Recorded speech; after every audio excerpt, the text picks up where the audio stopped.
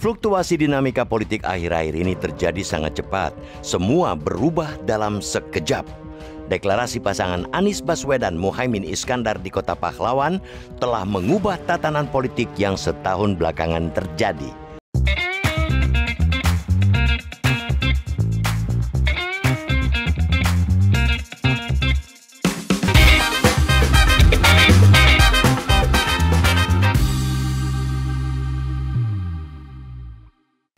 Sepertinya saya sudah agak lama nggak ngisi acara timeline ini.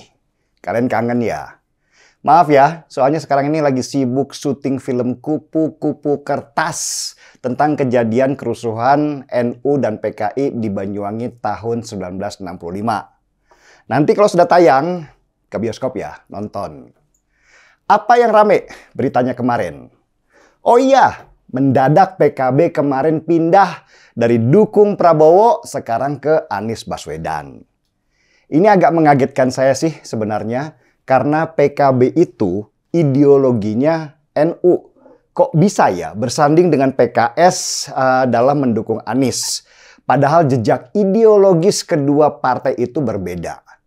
Saya nggak yakin kalau kedua partai ini akan bertahan di wadah yang sama. Kemungkinan sih PKS yang akan pindah merapat ke Prabowo. Apalagi Prabowo dan PKS punya rekam jejak pertemanan sejak Pilpres 2014. Mereka itu selalu bersama. Dan ini dikuatkan dengan bukti bahwa PKS sendiri nggak hadir dalam acara deklarasi Anies dan Caimin di Surabaya kemarin. Ini berarti memang ada masalah di dalam koalisi mereka. Caimin sendiri dalam beberapa waktu ini memang kelihatan gerah banget. Apalagi sejak Golkar dan PAN masuk dalam barisan pendukung Prabowo.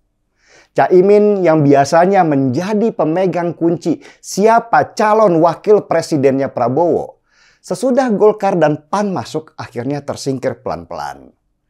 Saya kaget juga ketika Caimin akhirnya masuk menjadi calon wakil presidennya Anies. Karena saya pikir waktu itu nggak mungkin di sana ada PKS. Tapi apa sih yang nggak mungkin buat seorang Caimin? Semuanya mungkin.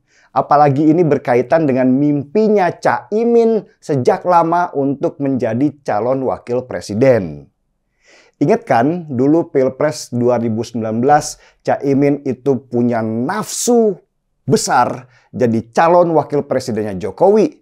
Sehingga ketika pundaknya ditepuk oleh Jokowi aja, dia sudah senang banget dikira Jokowi akan menjadikannya calon wakil presiden.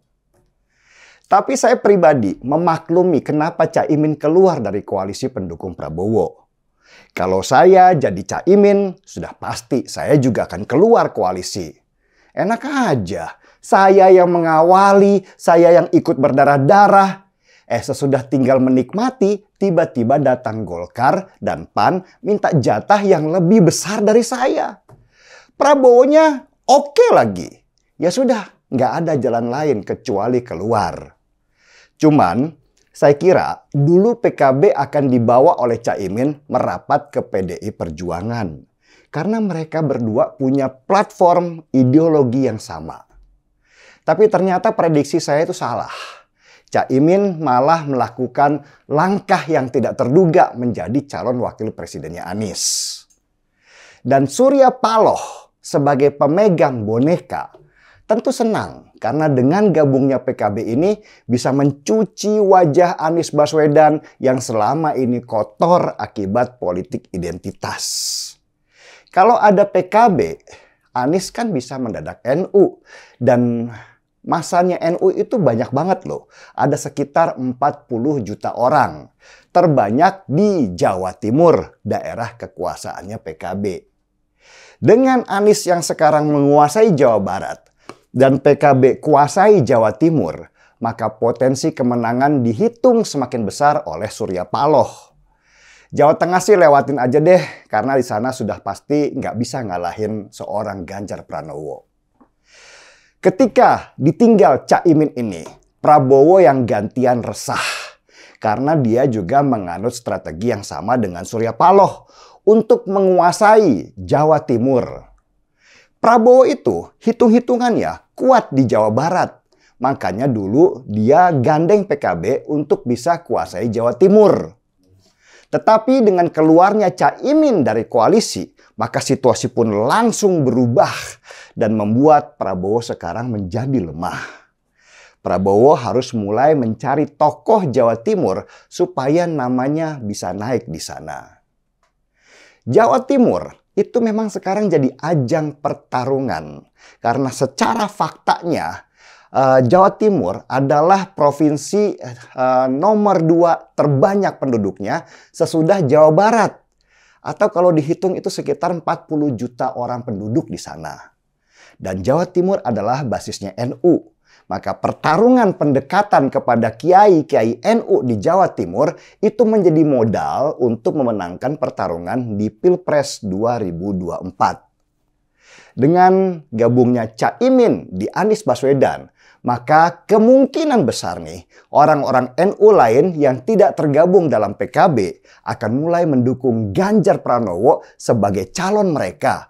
Bukan Prabowo. Karena Prabowo itu tidak punya akar ke NU-an. Beda sama Ganjar yang punya istri cucu dari kiai besar NU. Caimin juga NU. Jadi tinggal Prabowo nih yang nggak punya basis atau pondasi ke NU-an.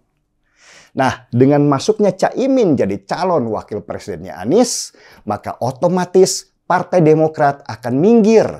Dan seperti prediksi saya sebelum-sebelumnya, Demokrat kemungkinan besar akan gabung dengan PDI Perjuangan mengusung Ganjar Pranowo sebagai calon presiden. Politik kita ini masih sangat cair sampai nanti pendaftaran calon di awal bulan November selesai. Dan catat, Caimin itu bisa jadi pindah lagi dengan meninggalkan Anies Baswedan sendirian. Apalagi kalau Gerindra atau PDI Perjuangan itu kasih tawaran yang sangat menarik yang nggak bisa ditolak oleh Caimin. Saya kira dalam Pilpres kali ini, Caimin lah yang paling banyak menarik keuntungan karena dia akhirnya punya posisi tawar yang sangat tinggi dari sebelumnya. Tetapi yang menarik buat saya adalah Ganjar Pranowo dan PDI Perjuangan. Meski sejak awal PDI Perjuangan terus-menerus dipropagandakan sombong, angkuh, dan segala macam. Tapi harus diakui kalau PDI Perjuangan adalah partai yang paling stabil. Ya gimana nggak stabil? Nggak usah berkoalisi dengan partai apapun misalnya.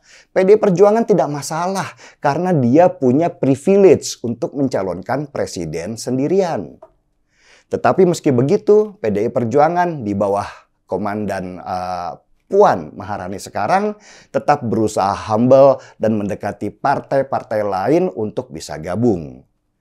Perhatikan saja coba, di saat partai lain itu sibuk berantem, sibuk berkhianat, sibuk rebutan posisi dan kursi, Ganjar Pranowo dengan santainya nyanyi-nyanyi di acara perpisahannya sebagai Gubernur Jawa Tengah. Ganjar dan PDI Perjuangan lebih sibuk memetakan program dan visi misi mereka karena mereka sudah tidak khawatir lagi dengan kursi. Jadi makin asik kan Pilpres kita sekarang? Kita seruput kopinya dulu biar tenang.